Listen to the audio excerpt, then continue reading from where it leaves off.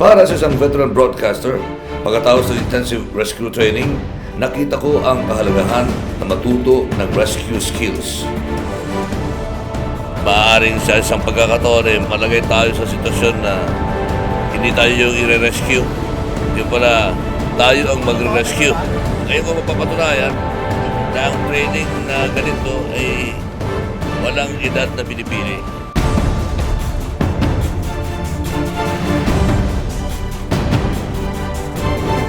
Kung kailan tayo tumanda sa broadcast, tsaka lang natin natutunan ito na mayroon pa rin tayong pagkakataon na mag-public service na matindi.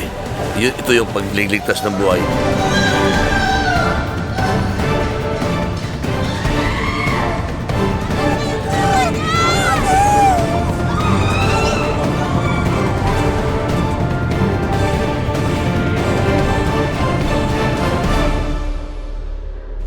Rolly Lakay Gonzalo, trained rescuer and news anchor, UNTV News and Rescue.